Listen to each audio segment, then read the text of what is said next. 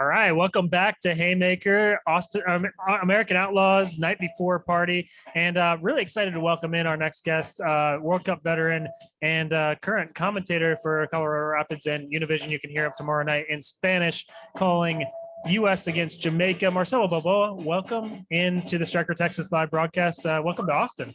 Thank you. I'm a little surprised that you have a yellow and I have a red. Is that a theme for my career? The red mic, the red card, but that's all right. I'll go with it. Oh, it's good. Just excited. It's the second time we're back here. We had Gold Cup here with Qatar. So tomorrow we're excited to see the U.S. Start the second phase of this World Cup qualifier.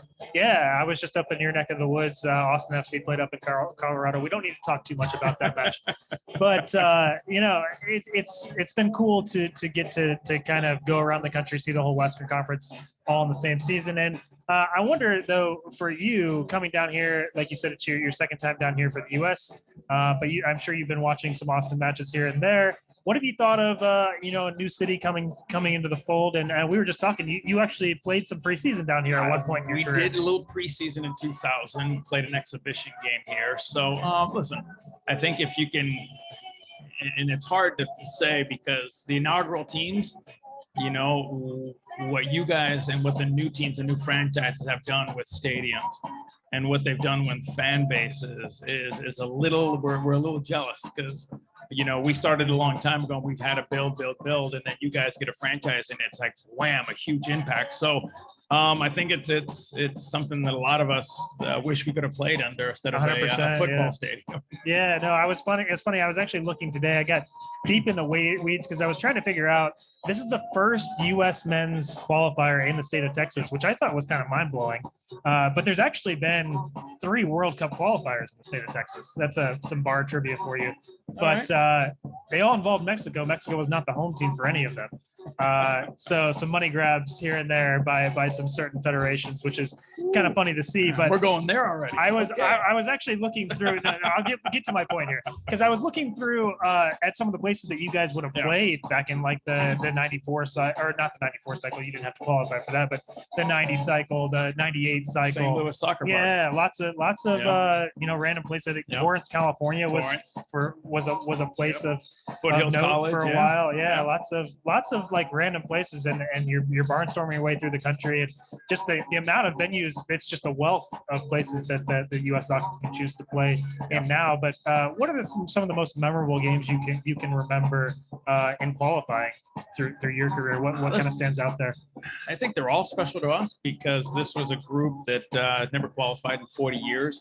So when we did have to go to Salvador, the challenges you have of the fields, the hotels, and it looks like they're still there now because the same stadiums we played in are still there. They're not updated. So the challenge is every team has something they do differently. And if you go to Mexico, because I played in Mexico, they would tell us to work. They leave the factories on, run 24 hours a day for a week leading into the game, so it's really smoggy.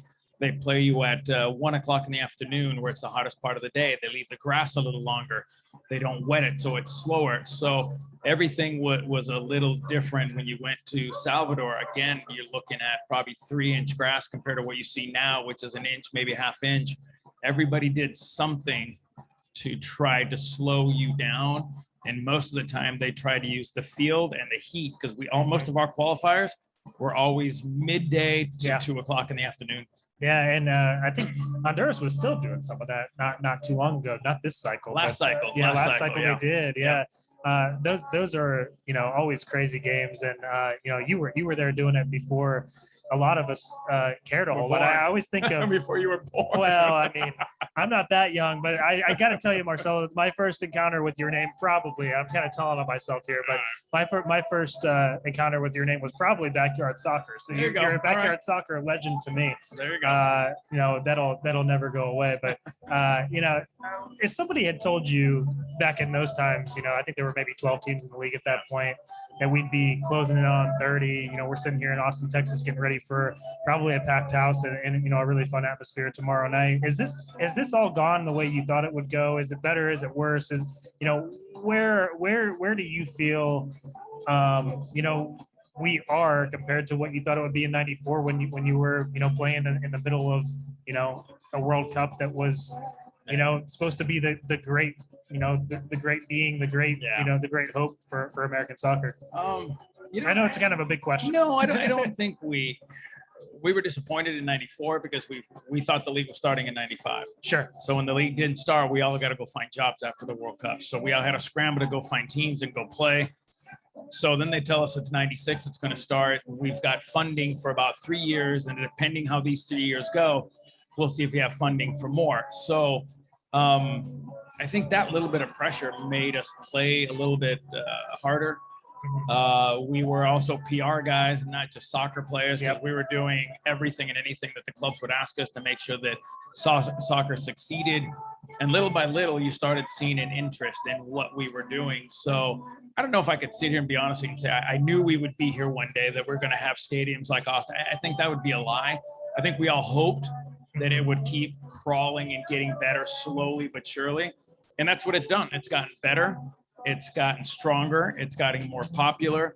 When investors and celebrities are investing in teams and in stadiums, then we're moving in the right path. 100%. And, I wonder also to kind of shift over to tomorrow night's game and our current qualifying cycle. We were all, I'm sure shocked to watch, this team not qualify last time around. And, this is a young group. This is a new group. This is a group that we have so many hopes that they're going to, really take things to the next level. How far away do you think this group is? And what did last cycle show you as far as the turnaround in Honduras and what you think that we're going to see tomorrow night from this group that is obviously missing two of its key players in Gio Reyna and Christian Pulisic? Where do you have your eye kind of headed tomorrow night? I go back and say, what a huge mistake in 2018. And then we'll leave it at that. From not making changes on that same day. Bruce Arena's habit was from game to game, to make 3 to 4 changes, put fresh bodies in there. And when they didn't do that, I think it was more like hey, this is what you guys have deserved. You deserve to be on the field when we qualify. So they were already looking ahead. Yeah. With this group, sometimes you got to take a step back to take 2 steps forward, because if we didn't qualify for that World Cup, and we wouldn't see half the players that are on the field right now. So I think you got to be thankful for that. This group, listen, the potential is high. We see where they're playing in Europe. But again, they're still young. They're 22, 23 years old. This is going to be a great learning lesson. CONCACAF has been a learning lesson to them, because I can't describe to somebody and tell them exactly this is what you're going to expect. You got to live it. You got to breathe it. You've got to be there and realize what CONCACAF is like, because it's not like playing in a beautiful Chelsea stadium, or it's not like playing in Juventus stadium. You know what I mean? These are different environments.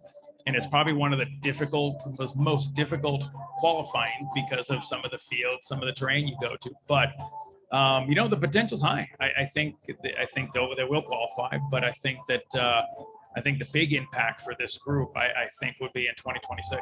100%. Yeah. I think we're all kind of looking forward to that World Cup and what that's going to mean. And 32 years on. Is that right? Did I get the math from 94? It'll be, somewhere in there. Yeah, you're asking the wrong person. Yeah, that's man. I feel old because I was alive during that World Cup, and I'm hoping to be alive by that World Cup. So, but it's amazing to see the young players and like what we're talking about, the potential of this league, of this sport in this country, and guys like you that have been pulling that rope for so long. I think I got to say that I'm so appreciative that you're still here talking to me, that you're still doing this on the mic, and not somewhere living on a beach somewhere or whatever you could be doing. But Marcelo, thanks so much for joining us, and tell people what they can expect, where they can find you, where they can see you, both tomorrow night and in the future. I don't want people to find me. No, I'm kidding. I enjoy what I do. I get to do TV for Univision. I also get to coach U14 Colorado Rapids Academy, which is absolutely awesome for me. And I just enjoy life, man. I live in Colorado. I live up in the mountains, and good karma in the mountains. I can just enjoy my life with my dog and live happily ever after and watch more soccer. Yeah, Marcelo Balboa, thanks so much for taking some time with the Striker Texas. Again, check us out, thestrikertexas.com. You can get 30% off this week only with the promo code AO Austin. And you know, we're going to be bringing you the coverage. I'll be up in Columbus next week. We'll be covering the U.S. men's national team, of course, Austin, Houston, Dallas, soccer across Texas. I think we got a big Copa Tejas game going on tonight between El Paso and San Antonio, trophy on the line. So check that out, and we'll catch you with some more guests here soon. Thanks so much for joining us, and come by and say hi if you're here at Haymaker.